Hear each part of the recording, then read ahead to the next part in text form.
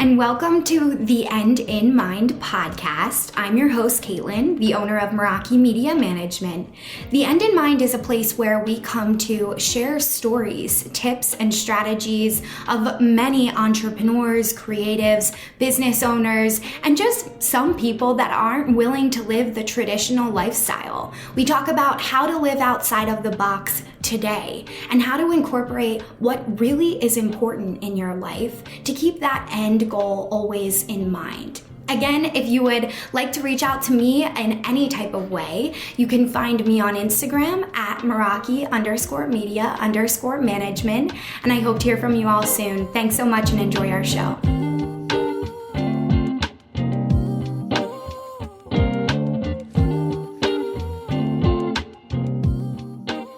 All right, what's up, party people? Welcome back to the End in Mind podcast. To get real with all of you really quick, my producer may appreciate this as well. Even after so many years of doing this podcast, mind you, I started this podcast back in 2020. Crazy to sit here in 2026, still recording weekly episodes for you all and still having so much passion for a platform like this.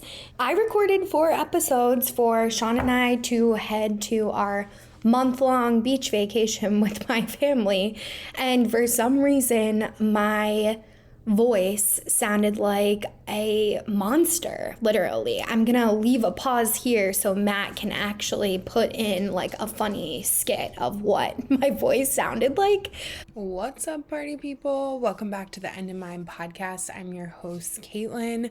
Super excited about today's topic. Because while I was recording, I was like, looks like the audio recording is showing up a little weird, and little did I know it totally was. So if you're a podcaster, you know what a pain in the ass it is when you've recorded 4 episodes, you're super hype about them, and the audio is so effed up that literally no producer in the world could even fix this audio. It's like actually insane. So thanks for listening to my weekly saga of just being a regular old business owner and having shit hit the fan, because you guys know that we love to keep it real here on the End in Mind. All right, let's get into today's episode. And honestly, it's perfect for the intro that I just gave you guys because, like I said, we always love to keep it real. And, you know, over the years, you guys have seen so many things, heard so many things, I should say, that have happened right in my own life. And the whole reason for sharing these stories and holding a lot of vulnerability on this podcast is to make people feel less alone. You know, this world is really crazy. And when you become an entrepreneur, your life can feel even smaller, even more lonely, because you don't have a lot of people to lean on, right? And the small circle that you do have that you lean on, that you confide in about your business experience with, tends to be the most important people in your life. And the last thing you want is for business to be the only thing that you talk to them about.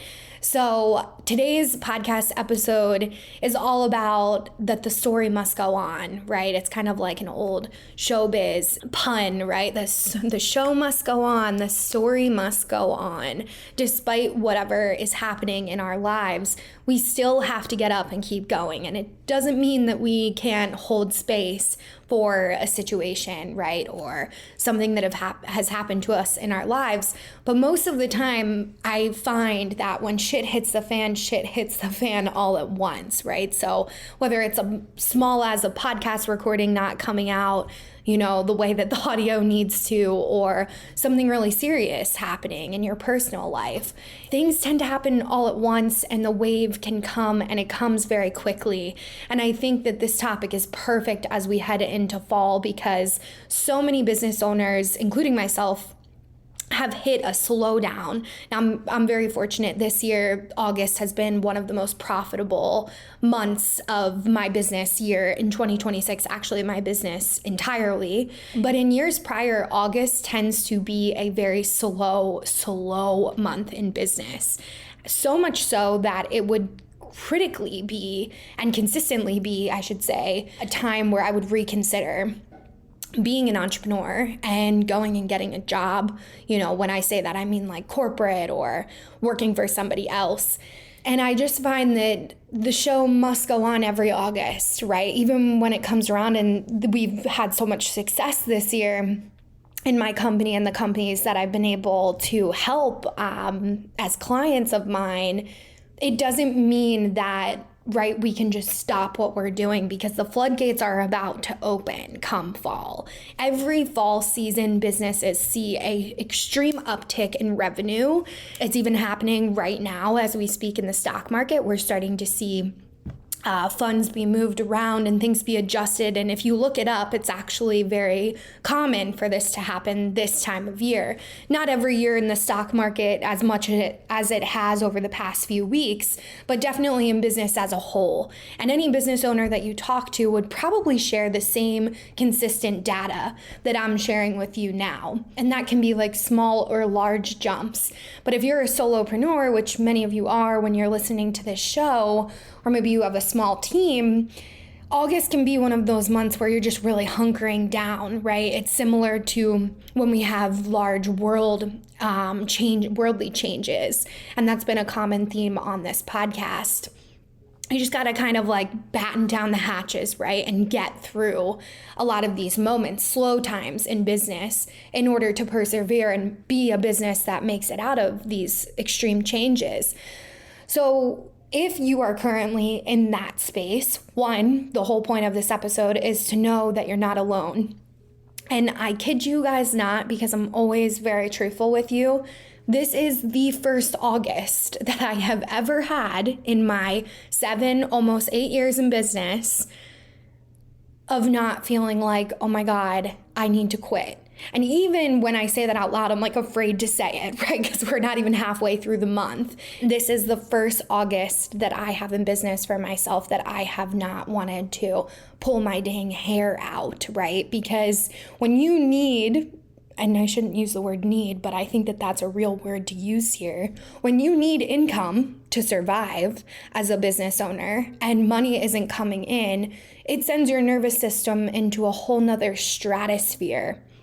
And because that's been my experience, I can now look back when I have so much stability in my company now, which I'm very fortunate for.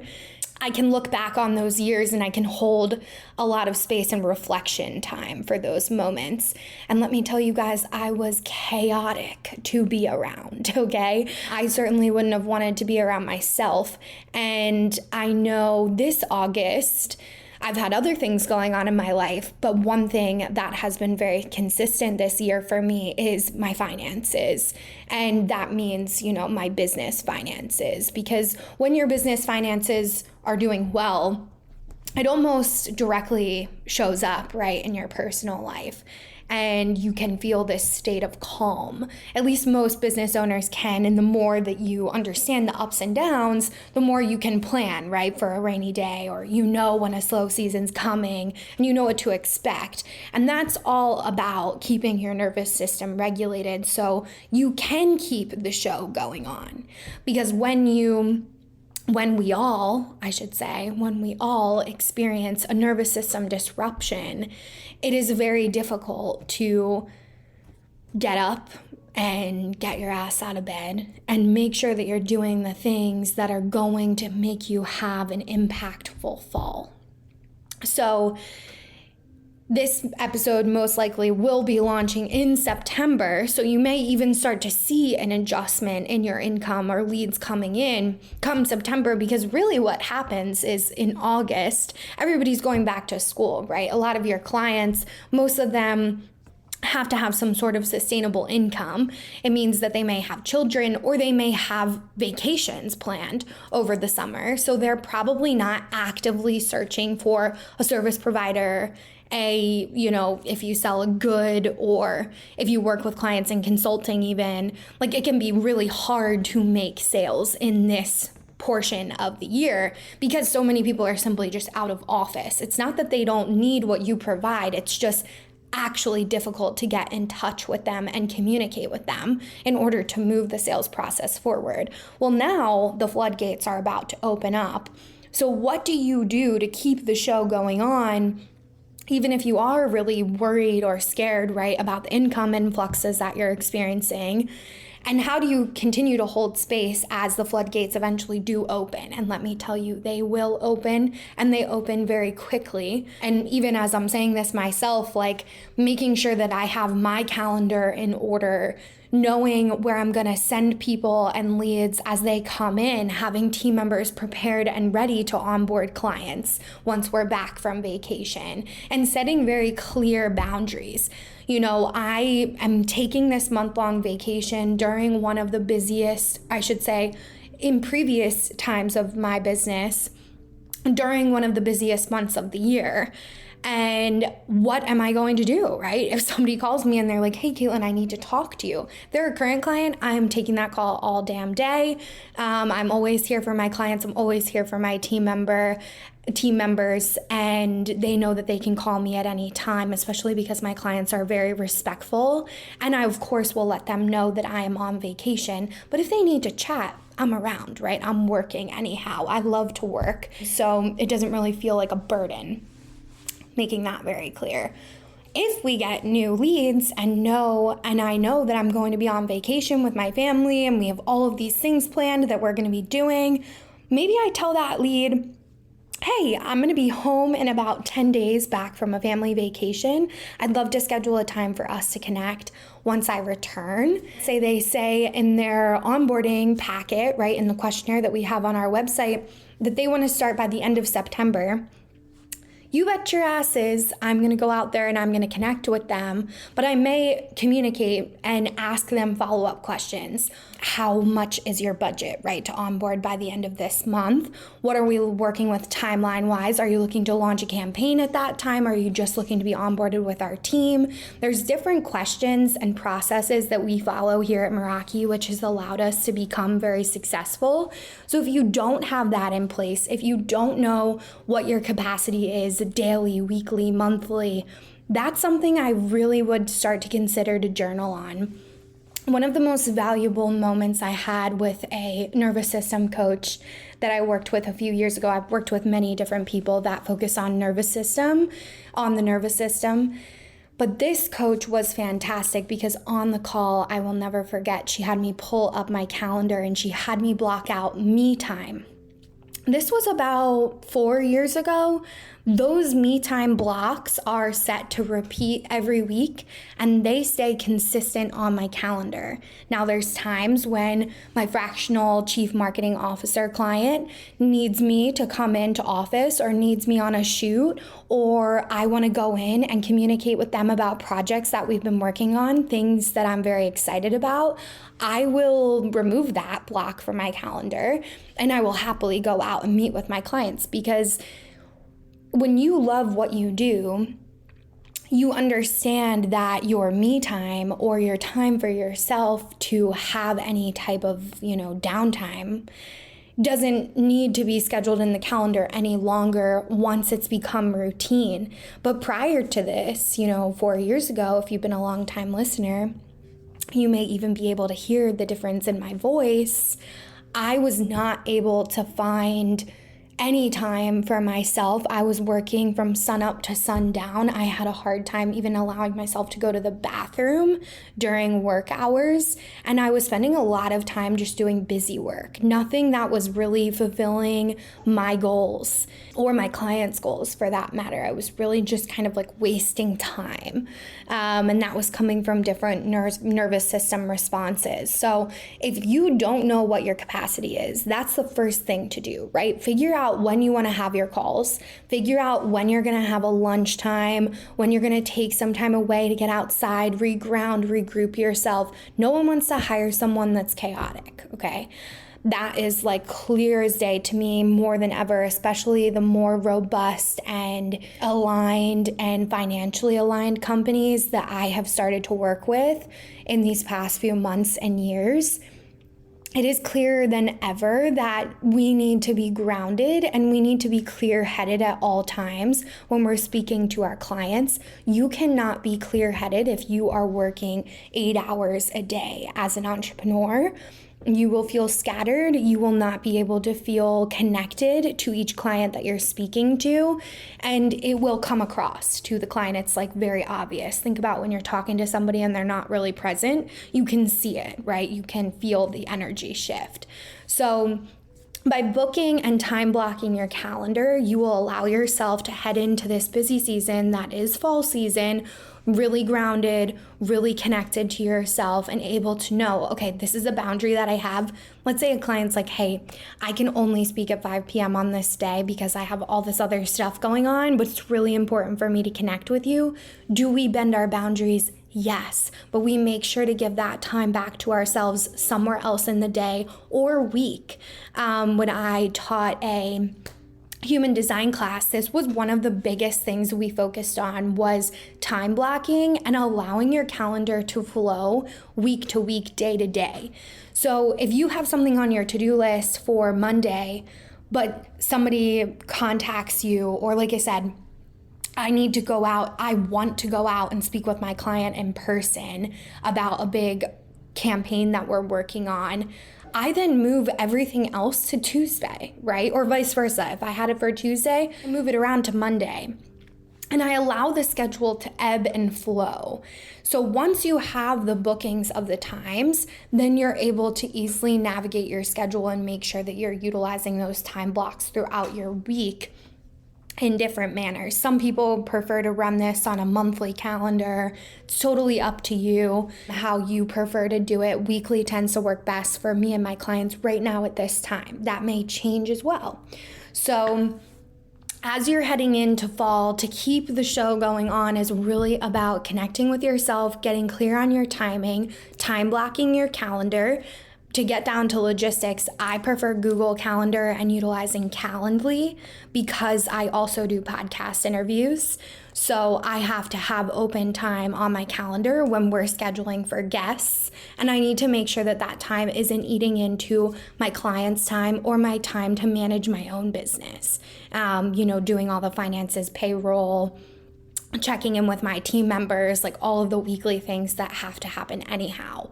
As you scale, as you grow your company, these items will be critical for you to get a hold on. I've had a lot of clients over the years that prefer written calendars. They like to have something in their hands. Perfect. Whatever works best for you, you will allow to fit into your system, but it's all about breaking it down. Like, I love using automated systems where I don't have to go in and manually add something to my calendar when I see a podcast booking come in. Some people prefer that. That maybe helps them remember it, So that's just how I like to work. You can actually sync your Google Calendar from your Gmail to Calendly, and it ends up becoming very seamless, and it'll automatically block off those times on your Calendly links that you already have connected to your Google Calendar, so they won't overlap. Another reason why I love that is because I go in person with my fractional CMO clients, and I need to be on site most of the day, if not for the full day, so I don't want anyone to be able to book at that time. Other different types of tips and tricks that I've used over the years is actually blocking an hour for things that I need to get done that week. And even if that task maybe only takes me 15 minutes, I have it blocked as an hour in case I'm 10 minutes late coming home from a meeting, or a meeting runs over and I maybe only have 30 minutes to finish that to-do list item. At least I have it blocked for an hour, so it bakes in some extra time throughout your day. I'm trying to think of other things that I do to really manage my time. If you do go in person with clients, it's really important to have a set type of time. Like, it might not be the same every week, because again, when you work in marketing like myself, or if you work as like a consultant for clients, things are always changing and expanding and evolving, and flexibility is key for that. But I most of the time go in on Tuesdays to be with my fractional CMO client in person. I always connect with them on Monday to see what time works well for them. And I keep Tuesday almost fully open to just catch up on things, go in person with them, head to recording days. Sometimes I'll stop at clients locations for different recordings that I need to get done, etc., etc. So this is all about keeping the show going on. We started with the slow season that tends to be end of summer every year for my clients and myself. This year, again, luckily has been very different. And heading into the busy fall season, how to keep yourself moving forward, even if you're overwhelmed, even if you're not used to an influx of leads. Getting yourself organized now will help you in years and months to come. This is a system that I implemented literally 4 years ago with one of those coaches that I worked with and multiple of other coaches over the years. And this is what works well for me. So always want to share that with you all. And let's get efficient and make sure that we utilize our time well, because your time is so valuable that the more you realize that and you reflect that on your calendar and your schedule, the more others will also start to respect your time. So, okay, love you guys. Hope you're having a great rest of summer, and I will see you guys all next week. Thank you so much for listening to The End in Mind. I would like to remind you all, if you haven't yet reached out to me on Instagram, we are at Meraki_media_management. It will be in our show notes as well. If you would like to reach out to me, we always offer free coaching through Instagram based around our Instagram training and our business Instagram practices. If you need any type of support, please do not hesitate to reach out to me there. And we also offer several different types of consulting and training packages if you're looking for a little bit more in-depth tips. So thank you all for listening in, and of course, I want you all to keep the end in mind as you continue with your day and or work week. Have a great week, and I will see you all next time.